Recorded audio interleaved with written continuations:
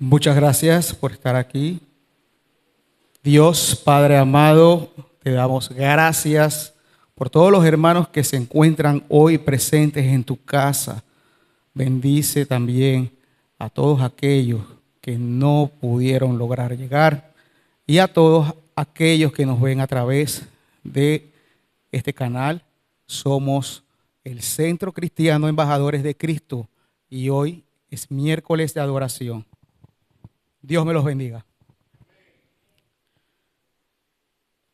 Hermanos, ¿alguna vez han sentido que el peso de sus pasados o de repente el temor al que dirán le han impedido avanzar en su vida como cristiano? A mí me ha pasado. Muchas veces nos sentimos como esa casa que de repente necesita una remodelación profunda, pero nos da miedo abrir las puertas y mostrar el desorden. Hermanos, hoy quiero invitarlos a descubrir que Dios no busca simplemente reparar nuestra versión vieja. Él tiene un diseño totalmente nuevo para cada uno de nosotros. Imaginemos a un pintor parado frente a un lienzo. El lienzo está lleno de manchas, borrones y errores de un cuadro anterior. Un restaurador común lo que intentaría para remediar eso es de repente limpiar esas manchas, de repente pintar sobre ellas, pero el resultado siempre mostraría el relieve del error pasado. Y esto básicamente es lo que ofrece el mundo. El mundo ofrece una restauración que oculta la grieta, pero Cristo ofrece una creación que elimina la grieta. Vámonos a la segunda carta de Pablo a los Corintios, en el capítulo 5.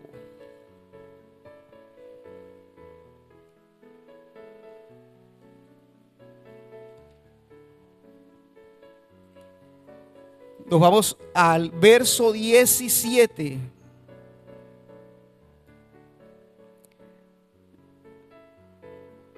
Y esto es lo que el apóstol Pablo le escribió a Corintios y que puede ayudarnos también a nosotros. De modo que si alguno está en Cristo, nueva criatura es. Las cosas viejas pasaron. He aquí, todas son hechas nuevas. ¿Cuántos pueden dar un aplauso a esta palabra digna y fiel de ser recibida? Aquí en este verso es donde Dios nos otorga a nosotros una nueva identidad. Una identidad que no es un simple cambio moral, sino un cambio radical de toda nuestra naturaleza. Es una creación completamente nueva, donde el pasado deja de definir nuestro presente. Hermanos, Dios no es solo un restaurador. Él es un creador. Dios no se limita a poner parche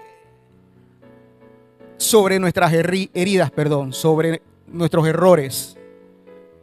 Él toma ese lienzo manchado, ese lienzo con borrones y con errores de nuestro pasado, y a través de Cristo lo transforma en una superficie blanca y perfecta, como si nunca hubiera sido tocada por el error.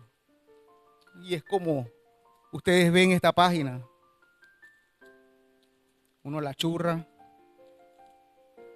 Y estos somos nosotros. El mundo de repente tratará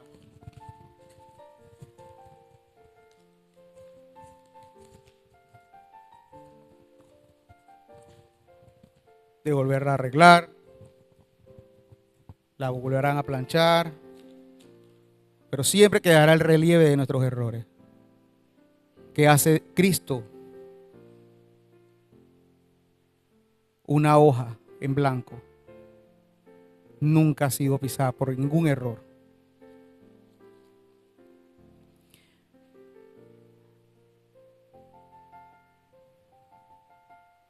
Y esa es nuestra certeza. Como dice su palabra en la primera carta de Juan, en el capítulo 4, verso 19, ¿lo tenemos? En donde él dice que nosotros le amamos porque Él nos amó primero. Y este amor es fiel e incondicional. No es un premio por nuestra perfección, sino que es un regalo disponible inclusive cuando fallamos. La fidelidad de Dios es la constante que permite que el arrepentimiento de nuestros corazones siempre encuentre una puerta abierta. Amén. Hermanos, pero sin embargo, debemos también comprender que nuestro Dios también es fuego consumidor. Como dice su palabra en la carta que escribió Pablo a los hebreos, en el capítulo 12, versículo 29. Pero este fuego santo no viene a destruir nuestra esencia, sino que viene a consumir las impurezas, esos ídolos en nuestros corazones y todo aquello que nos ata al pasado. Es este fuego el que purifica el terreno para que lo nuevo pueda brotar con fuerza. Y hermanos, cuando decimos que Dios es bueno todo el tiempo, es porque realmente entendemos de que no importa cuáles sean las circunstancias que rodean nuestra vida, Él siempre estará dispuesto a recibirnos como aquella oveja perdida. Pero debemos presentarnos con un corazón arrepentido y humillado, lejos de esas glorias vanas. Es decir, debemos soltar todo aquello que el predicador en el libro de Eclesiastés denominó vanidades. Y también debemos comprender que lo verdaderamente espiritual no se encuentra bajo del sol. Es decir, que no va a ser por méritos humanos ni por éxitos obtenidos aquí en la tierra, sino en saber que todo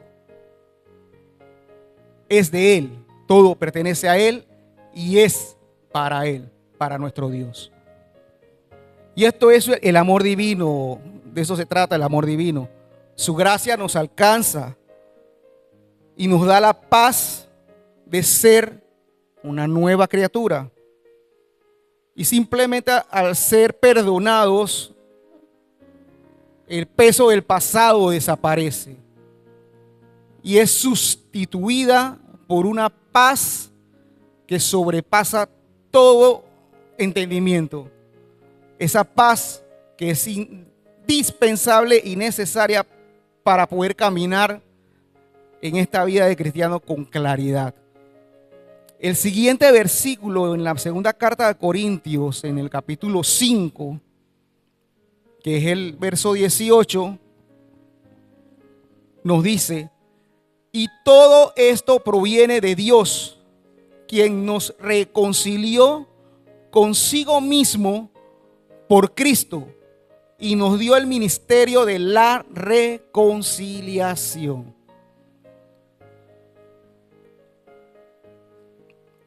Hermanos, y esta transformación no es para que contemplemos nuestra renovación en silencio, nos sentemos y nos quedemos pasivos. No, hay una conexión vital entre ser una nueva criatura y la tarea encomendada.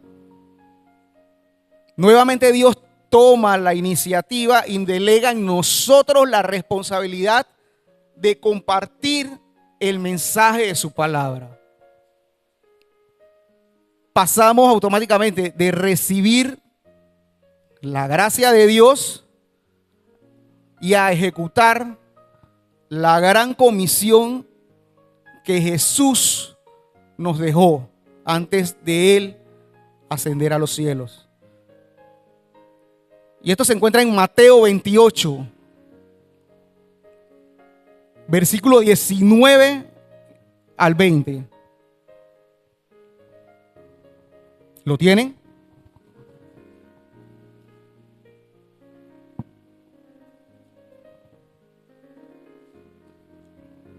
Mateo 28.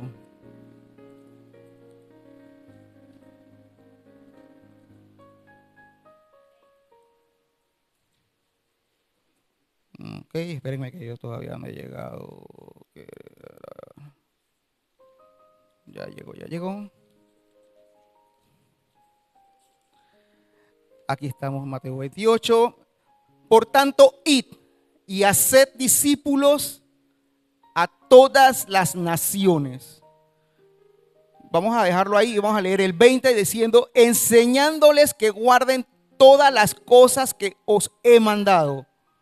Y aquí yo estoy con vosotros todos los días hasta el fin del mundo. Amén.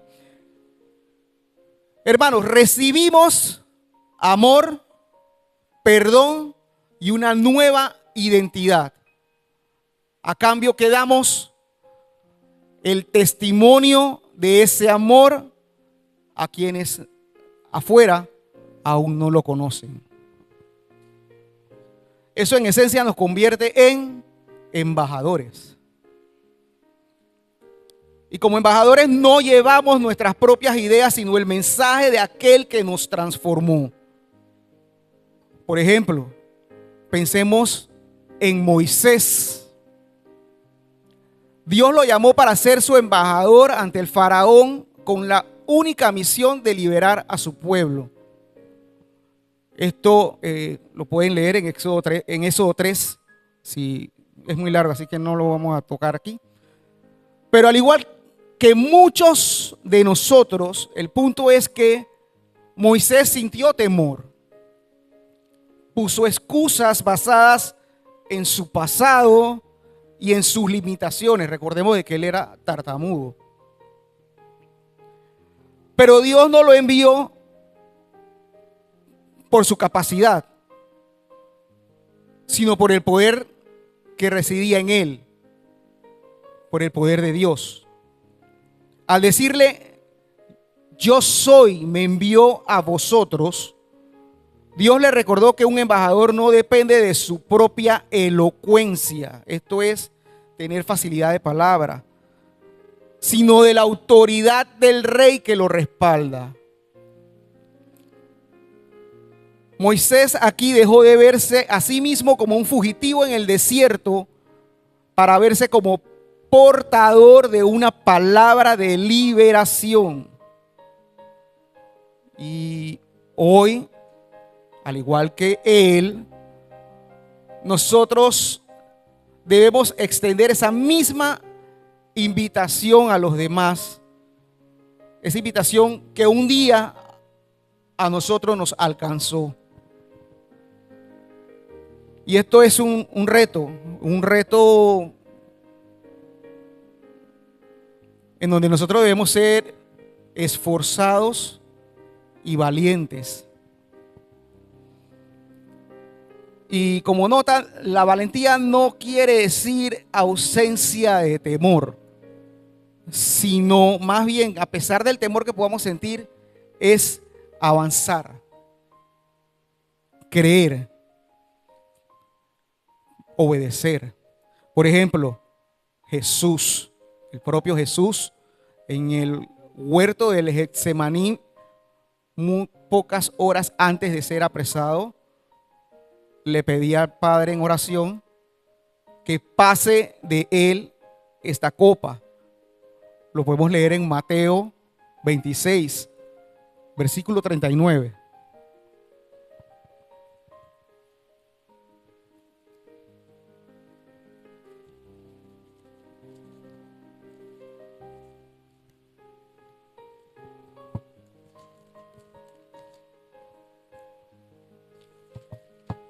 ¿Lo tenemos? Yendo un poco adelante, se postró sobre su rostro, orando y diciendo: Padre mío, si es posible, pase de mí esta copa, pero no sea como yo quiero, sino como tú. Amén.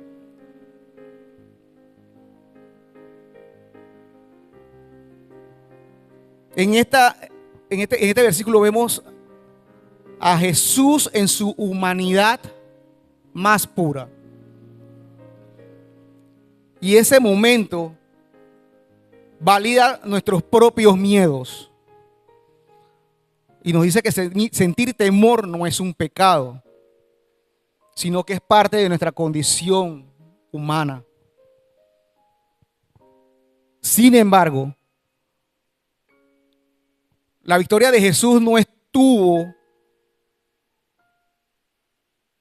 mejor dicho, estuvo en la rendición, o sea, en rendir su voluntad a la voluntad del Padre. Y así como Jesús, nosotros también debemos dejar ese temor y esa vergüenza.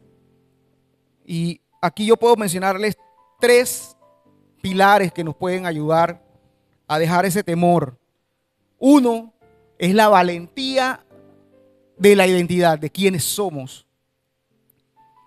La vergüenza aparece cuando nos enfocamos en lo que somos o en lo que hemos hecho en un pasado. Pero al ser nuevas criaturas ya no debemos cargar con ese peso, ni mucho menos con la opinión ajena. En aquellos tiempos la cruz era un acto de vergüenza pública. Lo veía todo el mundo. Pero para Dios fue el acto más glorioso y de amor. La máxima demostración de amor. Y si Cristo no se avergonzó de cargar con nuestros pecados en la cruz y morir por ellos, nosotros tampoco debemos avergonzarnos del regalo que por gracia hemos recibido de Él. Como punto número 2, el amor que echa fuera el temor. El discípulo Juan, en su primera carta, en el capítulo 4, versículo 18, menciona, busquémoslo.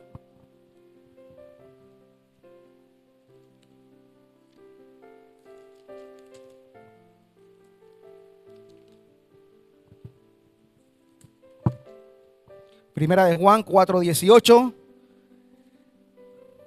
nos dice que en el amor no hay temor, sino que el perfecto amor echa fuera el temor. Creo que lo podemos dejar ahí, porque eso es lo que nosotros queremos. Cuando nos enfocamos en cuánto nos ama Dios y sabemos de que existen personas que tienen esa misma necesidad de saber que Dios los ama, simplemente, hermano, el miedo al rechazo pierde toda su fuerza. Y nosotros tenemos que estar claros de que Dios nos amó. Pablo lo dice en Romanos 5, versículo 8. Mas Dios muestra su amor para con nosotros en que siendo aún pecadores, Cristo murió por nosotros.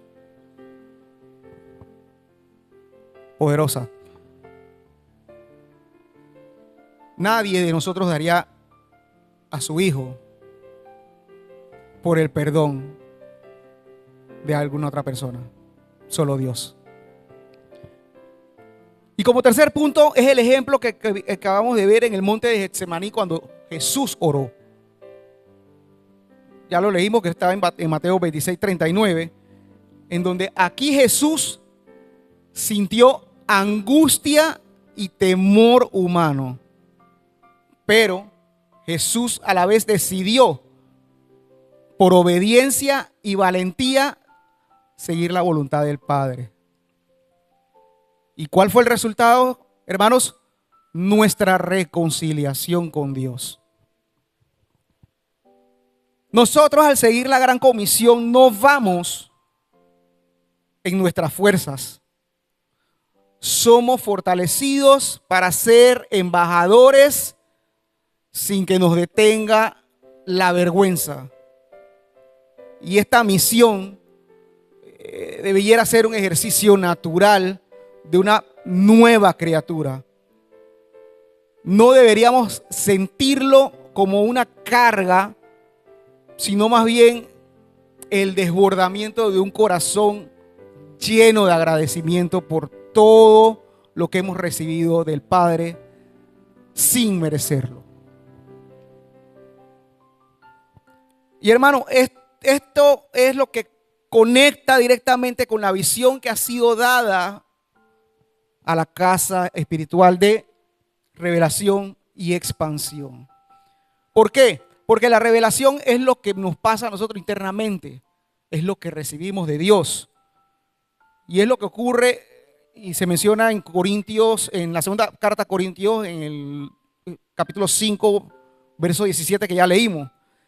Es el momento en el que el Espíritu Santo nos quita el velo y comprendemos nuestra identidad.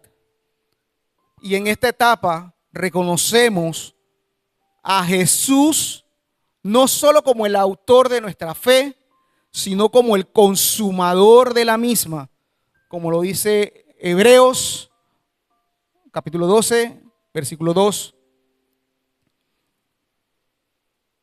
Es Jesús es quien perfecciona la obra que comenzó en nosotros, llevándonos de la mano hasta alcanzar la madurez. Y hermano, sin revelación no entendemos que lo viejo ya pasó.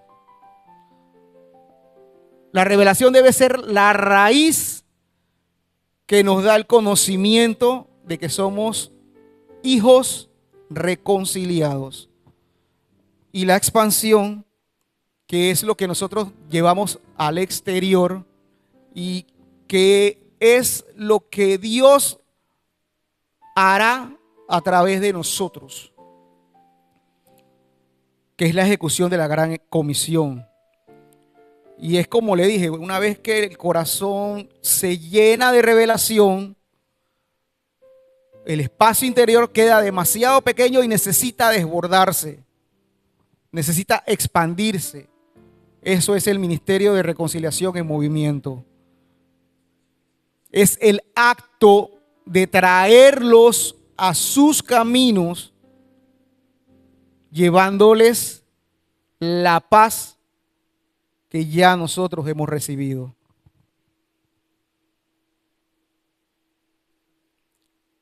La revelación, hermanos, llega de profundizar en su palabra y entender que en Cristo todo es nuevo. Es el conocimiento que rompe las cadenas del temor. Pero esa revelación no es para guardarla, sino para producir una expansión. Y nos expandimos cuando dejamos atrás las vergüenzas y nos atrevemos a llevar el reino a otros, sabiendo que aquel que inició la obra es fiel para consumarla a través de nosotros. Hermanos, para cerrar esto hoy, permitamos que lo nuevo brote en nosotros. Como dice Isaías en el capítulo 43, versículo 19, si lo buscan.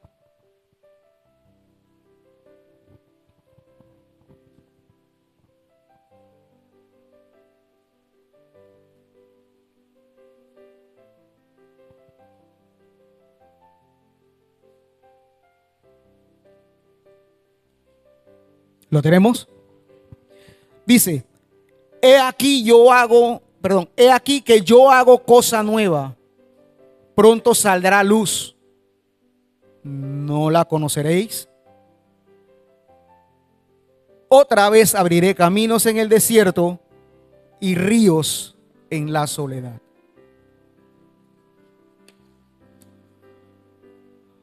Hermanos, dejemos atrás la vergüenza, ya que nuestra identidad no depende de lo que hicimos, sino de lo que Cristo hizo por nosotros.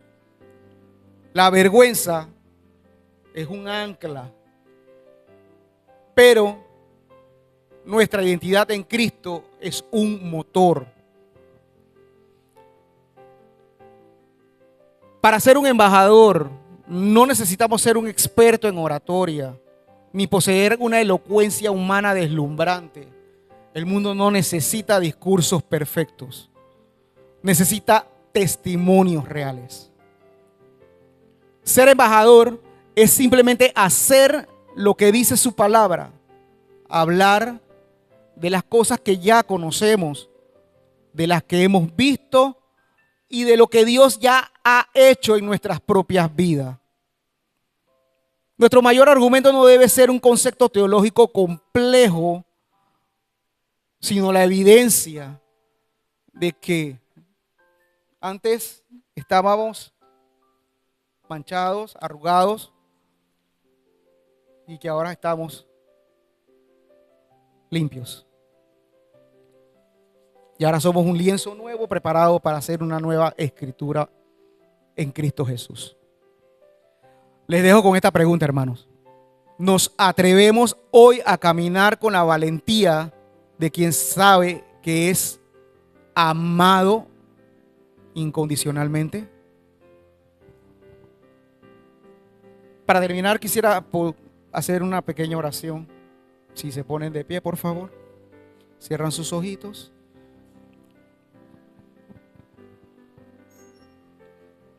Y Padre amado, Padre celestial, te damos gracias porque hoy nos revelas que en ti somos nuevas criaturas, que nuestro pasado no tiene voz en nuestro presente. Gracias, Padre, porque eres fuego consumidor que purifica nuestra vida de toda vanidad. Padre, te pedimos hoy la sabiduría de lo alto para comprender la profundidad de tu palabra. Gracias, Jesús, por ser ese autor y consumador de nuestra fe. Confiamos en que completarás tu obra en nosotros, Padre amado. Quita de nosotros todo velo de vergüenza y todo espíritu de temor.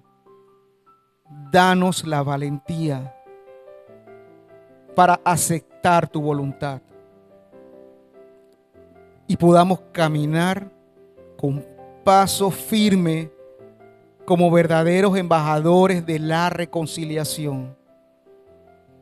Espíritu Santo, impúlsanos a la expansión.